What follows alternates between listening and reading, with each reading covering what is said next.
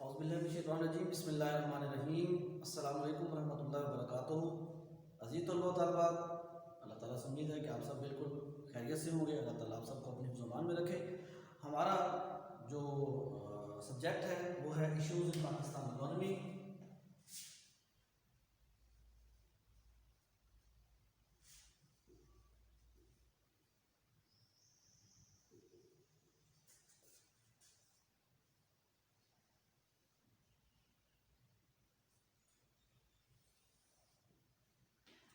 और ये आज का हमारा जो लेक्चर नंबर है, ये लेक्चर नंबर 2 है।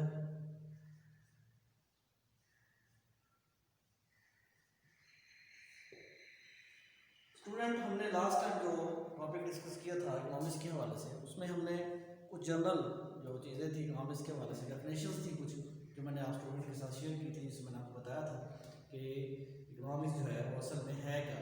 तो हमने उसमें देखा था कि इकोनॉमिक्स जो है वो एक सोशल साइंस है जिसमें हम ह्यूमन बिहेवियर को डिस्कस करते हैं, जो इकोनॉमिक्स से रिलेटेड होता है, जो मईशत से रिलेटेड होता है, जो माशी सरगर्मियों से जो उसका ताल्लुक होता है, उन इश्यूज़ को या उन मामलात को हम देखते हैं। तो उसमें हमने डेफिनेशन एक देखी थी। उस डेफिनेशन में मैंने आपको बताया था कि इंसान की जो ख्वाहिशात हैं वो लामहदूद होती हैं और जो उसके पूरा करने के ज़राए हैं वो महदूद होते हैं। तो फिर ये जो स्ट्रगल होती है कि महदूद ज़राए के अंदर रहते हुए लामहदूद ख्वाहिशात को हमें कैसे पूरा करना है, इस स्ट्रगल को, इस एफर्ट को, इसको तजिया करना, इसको देखना और इसको फुलफिल कैसे करते हैं, उसके लिए हम क्या क्या मेजर्स लेते हैं, उसके लिए क्या क्या हम थ्योरीज़ को अप्लाई करते हैं, वो डिस्कस करना, वो इकोनॉमिक्स कहलाता है। सो डियर स्टूडेंट, अब हम थोड़ा सा आपको कुछ और डिटेल बताएंगे इस हवाले से कि इकोनॉमिक्स जो है, बेसिकली इकोनॉमिक्स जो है वो आपको ये बताती है कि आप कोई भी चीज़ जब आप मार्केट से परचेज करने के लिए जाएँ तो आपका रवैया जो होता है वो रैशनल होना चाहिए।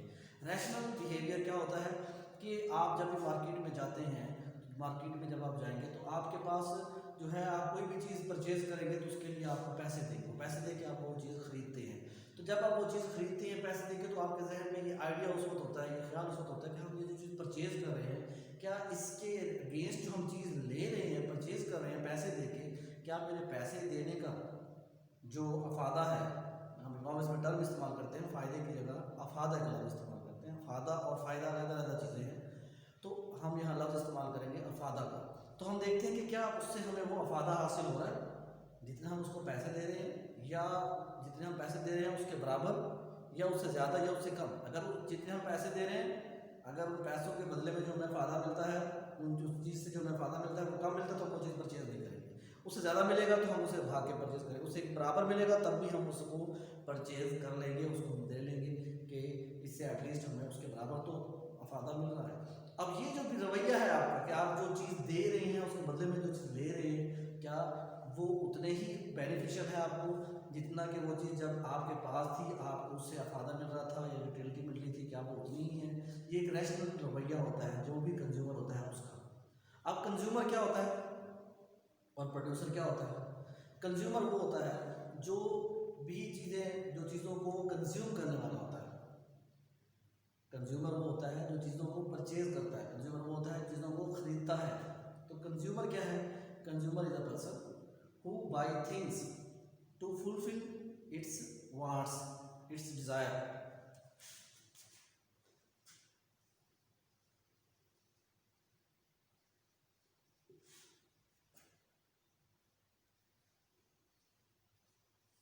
Consumer is a person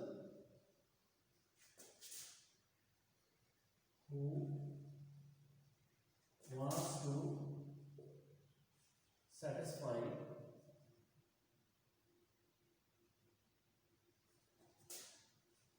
his desires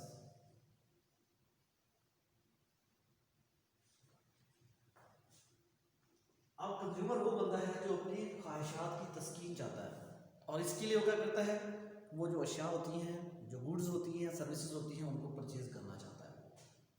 goods क्या होती हैं? वो चीज़ें जो फिजिकली हमारी ख्वाहिशात को पूरा करते हैं। दो तरह की, मतलब ये कंज्यूमर जो है दो तरह की चीज़ों को परचेज करता है। दो तरह की चीज़ें होती हैं, टू टाइप्स।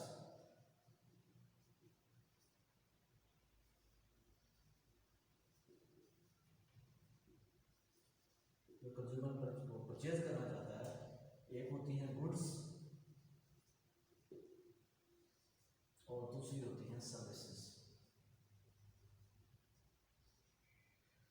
क्या होती हैं और सर्विसेज क्या होती हैं? ऐसी चीज़ें जो फिजिकली हमारी ख्वाहिशात को पूरा करती हैं, मतलब फिजिकली एग्जिस्ट करती हैं।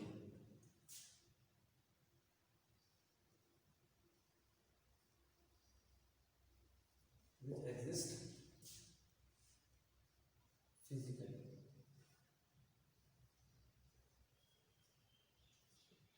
और जो सर्विसेज होती हैं ये भी हमारी ख्वाहिशात को पूरा करती हैं, लेकिन फिजिकली एग्जिस्ट नहीं कर रही होती है। सर्विसेज होती हैं जैसे मिसाल के तौर पर टीचर का आपको पढ़ाना, अब आपकी ख्वाहिश तो है ना पढ़ने की, लेकिन अब टीचर जो है वो जो पढ़ रहा है या जो कुछ आपको बता रहा है वो फिजिकली तो आपको कहीं नज़र नहीं आ रहा, बट उससे आपकी पढ़ने की ख्वाहिश तो पूरी हो रही है।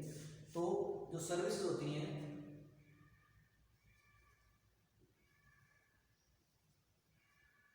which does not exist physically but satisfy human desires।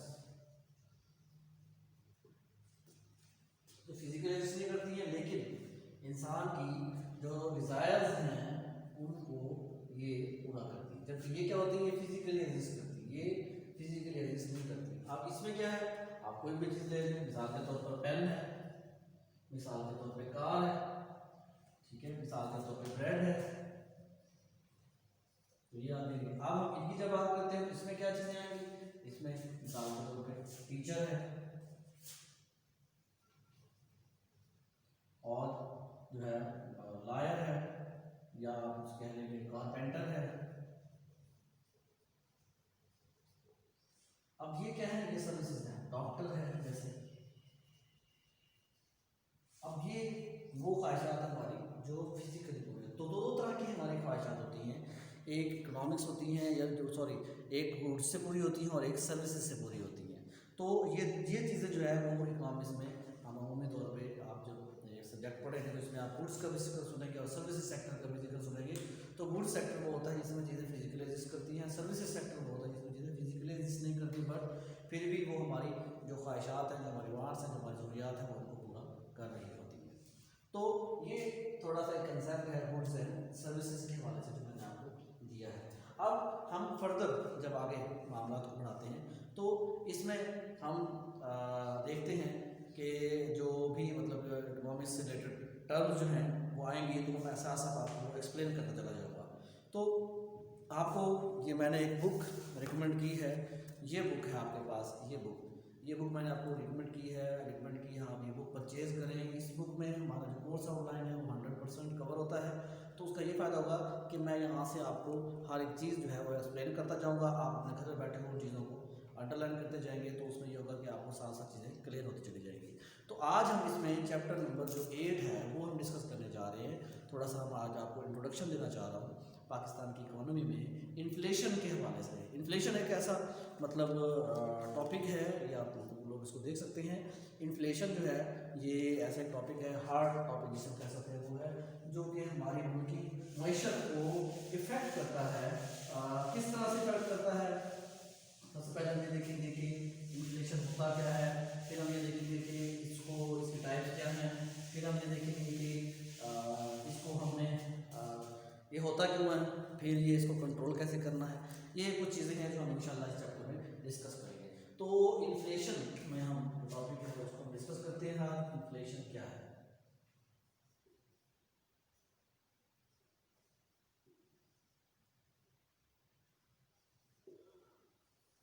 Inflation, आप इसके लिए जो उर्दू में जो हम लफ्ज़ इस्तेमाल करते हैं वो अफरात ज़र है।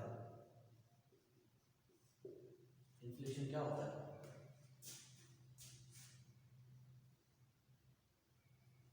Rise in general price level, इसे हम बोलते हैं inflation. Rise in general price level. अब जनरल प्राइस लेवल से बात क्या होगा कि जब आम अशिया की जो कीमतें हैं वो बढ़ती हैं, ये जो कीमतें बढ़ती हैं, इन कीमतों को का जो बढ़ना है इसे हम कहते हैं इन्फ्लेशन। या दूसरे लफ्ज़ों में जो खास इकोनॉमिक टर्म में हम जिसे कह सकते हैं वो ये है कि too much money chasing too few goods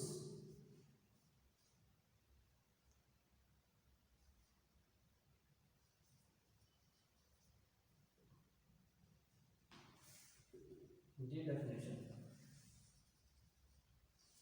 to much money chasing too few goods, क्या मतलब है इसका कि एक ऐसी सिचुएशन मिसाल के तौर पे आप अपनी लाइफ में देख लें, आप खुद अपना एनालिसिस कर लें कि मार्केट से जब आप आज से 2 साल पहले या साल पहले या 4 साल 5 साल पहले जब आप चीनी लेने के लिए जाते हैं तो चीनी मिलती 40 रुपये किलो और आज उसका रेट है 80 रुपये किलो। घी लेने जाते थे उसमें 100 रुपये किलो था और आज घी जो है वो 200 रुपये किलो है। तो जो नोट करने वाली बात इसमें क्या है वो ये है कि देखिए किलोग्राम में तो 1000 ग्राम है ना, वो तो क्वांटिटी तो वही है, लेकिन हम ये देखिए कि आपकी परचेजिंग पावर कहाँ चली गई है।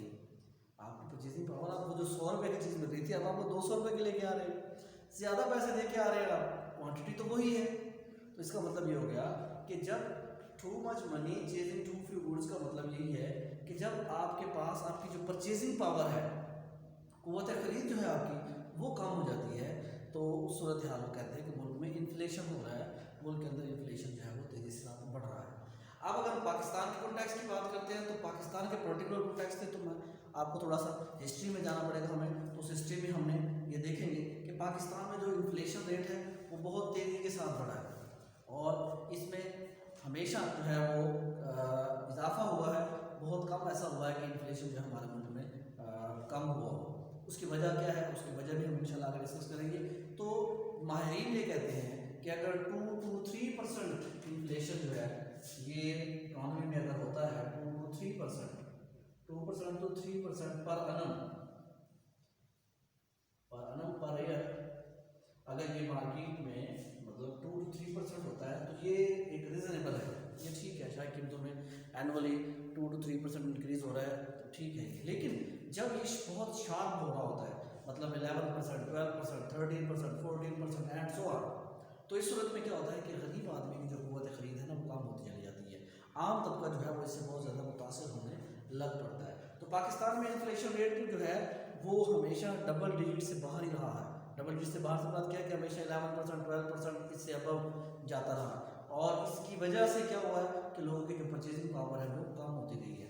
तो इसको कंट्रोल करना जो है वो बहुत ही ज़रूरी होता है और तमाम दुनिया के मालिक हमेशा ये कोशिश करते हैं कि एटलीस्ट जो भी मतलब बेसिक नीड्स हैं उनकी प्राइसेस जो हैं वो ना बढ़ें, वो लोगों के पहुंच में रहें और वही इकॉनमी कामयाब होती हैं। तो बदकिस्मती से हमारे मुल्क में इस तरह की कोई भी पॉलिसी नहीं अपनाई जाती है, इस तरह का कोई भी स्टैंड नहीं लिया जाता कि जिसमें हम ये देखें कि जो शायद ज़रूरियात की चीज़ें की कीमतें बढ़ रही हैं तो क्यों बढ़ रही हैं और उसके पीछे बिहाइंड द सीन कॉजेज़ क्या हैं उसको हम नहीं देखते हैं, जिसकी वजह से ये होता है कि हमें अंदाज़ा ही उस वक्त होता है कि जब चीनी का रेट जो है वो 80 रुपये किलो हो जाता है, 40 रुपये से 50, 60 रुपये से एकदम उसके रेट में इंक्रीज़ हो जाता है। तो ये एक बहुत इंपॉर्टेंट इशू है इन्फ्लेशन का। इन्फ्लेशन पाकिस्तान में बहुत तेज़ी के साथ जो है वो बढ़ रहा है। अब वो देखिए 2009-10 में पाकिस्तान में जो इन्फ्लेशन था, जो पाकिस्तान में इन्फ्लेशन रेट था वो था 11.5%, विच इज़ वेरी हाई। इस तरह से जब हमने इसको देखते हैं कि 2012 और 13 में ये इन्फ्लेशन रेट जो है ये कम हुआ और ये कम होकर 8.7% पे आया। तो इसमें इन्फ्लेशन जो है वो किसी भी मुल्क की जो इकॉनमी है उसको बहुत ज़्यादा ये इफेक्ट करता है, उसको बहुत ज़्यादा ये मुतासर कर सकता है। तो अब हम आते हैं पाकिस्तान में जो है इन्फ्लेशन को किस तरीके से हम मेजर कर सकते हैं या क्या उसका तरीक़ाकार है। तो उसमें हम सबसे पहले देखते हैं इन्फ्लेशन को मेजर करने के कौन कौन से तरीके हैं, कि क्या ऐसे मेथड्स हैं जिनके ज़रिए से हम इन्फ्लेशन को कंट्रोल कर सकते हैं। उससे पहले मैं आपको 2-3 इंपॉर्टेंट इसकी टाइप्स बता दूँ इन्फ्लेशन की, जो कि अमूमन जो है वो मार्केट में होती हैं।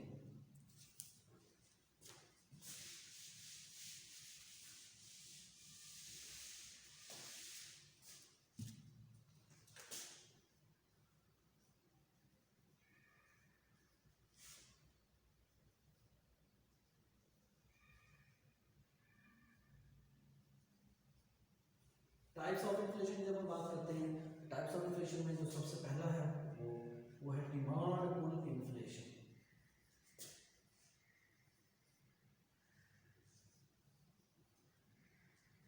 और जो दूसरा है टाइप 2 वो है cost push inflation.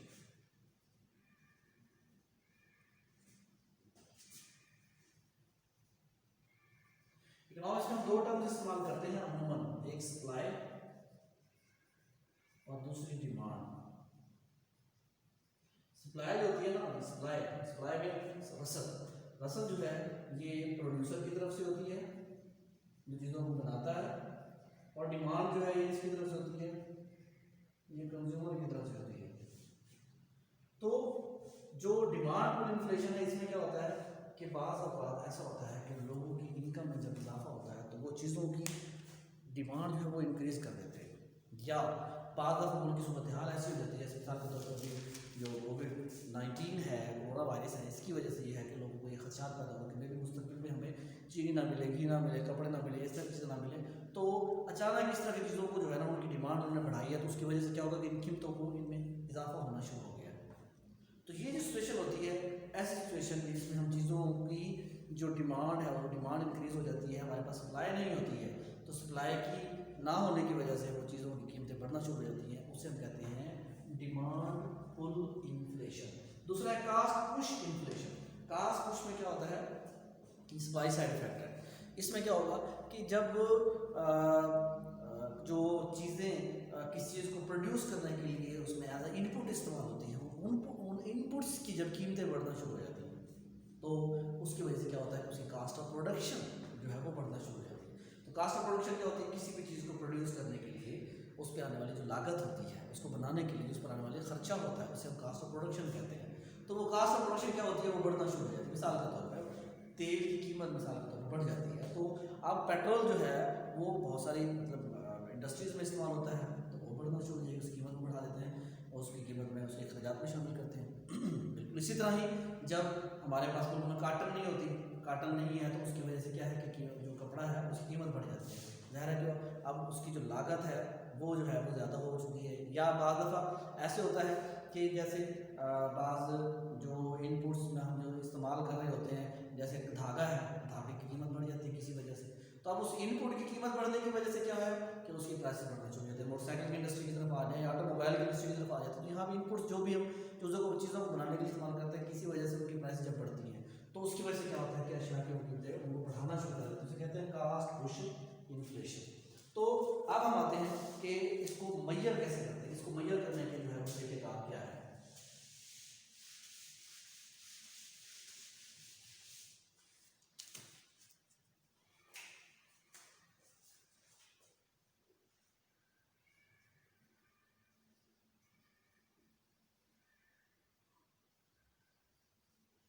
How to measure inflation. Inflation को मैयर करने के जो है how to measure inflation, inflation को मैयर करने के 3 से 4 तरीके हैं जो हम डिस्कस करेंगे यहाँ पर। तो सबसे पहला जो तरीका है वो है कंज्यूमर प्राइस इंडेक्स।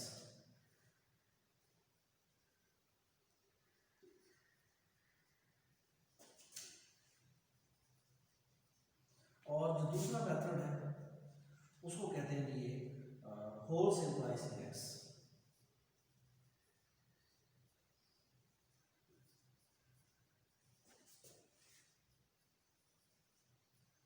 और जो तीसरा मेथड है उसे कहते हैं कि हम सेंसिटिव प्राइस इंडेक्स।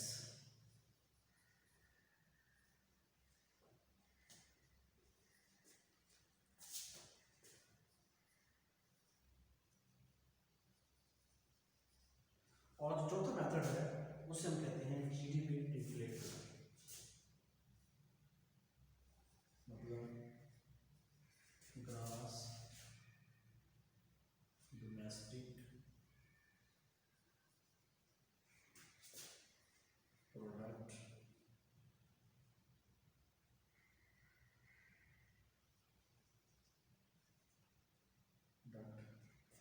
डिफ्लेटर।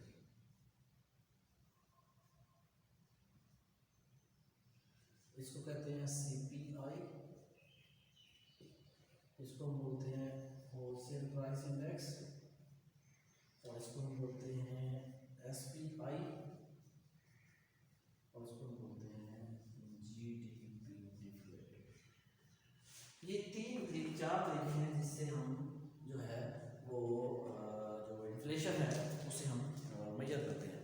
तो ये किस बेस पे कंस्ट्रक्ट होते हैं, कैसे बनाए जाते हैं, किस तरह से होते हैं, इंशाल्लाह इसको हम अगले लेक्चर में डिटेल में डिस्कस करेंगे। उस वक्त तक के लिए इजाज़त दें। अल्लाह आप सबका नासिर हो। अल्लाह हाफिज़।